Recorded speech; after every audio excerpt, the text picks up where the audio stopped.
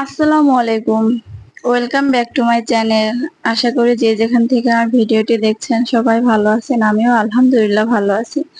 আবারও নতুন একটি ভিডিও নিয়ে চলে আসলাম আপনাদের মাঝে।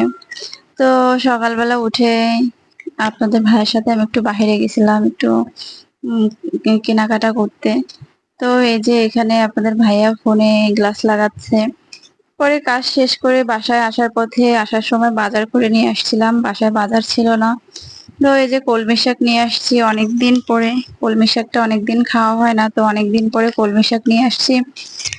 আর আমরা নিয়ে আসছি, ঢেঁড়স নিয়ে আসছি, তারপরে টমেটো নিয়ে আসছি, আর একটা ছোট পাতাকপিও নিয়ে আসছি।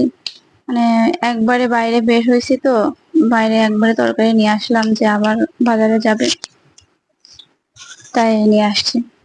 তো প্রতিদিন রান্না বাড়া ছাড়া মানে কাজ নেই। আজকে বাইরে গেছিলাম একটা কাজে, তো এত পরিমাণে রৌদ্র আর এত পরিমাণে গরম বাবা। মানে যখন বৃষ্টি হয় তখন ঠান্ডা, আর যখন মানে রৌদ্র উঠে এত গরম, বাহিরে দাঁড়ানোর মতোই নেই। পরে এই যে সব তরকারি গুলো বের করে নিলাম। তারপরে যে শাক কেটে নিল আপা, শাক কাটতেছিল। আজকে কলমি শাক ভাজি করব, আর এই যে ছোট মাছ দিয়ে বেগুন আলু সুন্দর করে হালকা হালকা একটু ঝোল রাখবো। আর বেগুনটা আমি একটু তেলে ভেজে নিছি। প্রতিদিন মানে একটু ভেজে নিলাম, যে সব মাছে আবার বেগুন ভাজা ভালো লাগে না।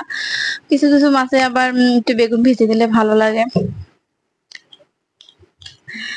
তো এইভাবেই যাচ্ছে দিন, কাজ কাম শেষ করে যাচ্ছে, মানে কাজেরই শেষ নেই। যাই হোক, সকাল থেকে রাত পর্যন্ত কাজেরই শেষ নেই।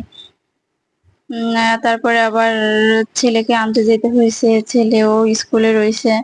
ওর বাবা সময় পায়নি, আপনাদের ভাইয়া সাতক্ষীরাতে ছিল, এর জন্য আর সময় পাইনি। আমারই রান্না, তাড়াতাড়ি রান্না শেষ করে আমি আবার স্কুলে গেছিলাম ছেলেকে আনতে। তো সময় পাওয়া যায় না, দুইটা বাচ্চা নিয়ে সারাক্ষণ সময় পাওয়া যায় না। মানে কোন দিক থেকে যে সময় পার হয়ে যায় বুঝতেই পারি না। পরে যে রান্নাও মাছের তরকারি হয়ে গেছে প্রায়, আর এখানে রান্না করব যে কলমি শাকটা ভাজি করব, আর গরুর গোশ দিয়ে ডাল রান্না করব। তো আমি এই যে কলমি শাকটা এখানে দিয়ে দিছি। কলমি শাকটা সাধারণ ভাবে রান্না করতেছি, আমার রান্না করতে ইচ্ছা করতেছে না, মানে গরমে কিছুই ভালো লাগতেছে না, এমন একটা অবস্থা। পরে ওই যে ডালটাও হয়ে গেছে রান্না করা। আর সব তরকারি আমার রান্না শেষ। তারপরে রুমে আসলাম, রুমে এসে দেখতেছি ছোট বাবা চিপস খাচ্ছে আর দুষ্টামি করতেছে। আর তারপরে আপনাদের ভাইয়া আবার আসার সময়, বাসা আসার সময় ফল নিয়ে আসছে। এগুলো কি লেবু বলে জানি না, কিন্তু লেবুগুলো আসলে খুব মিষ্টি।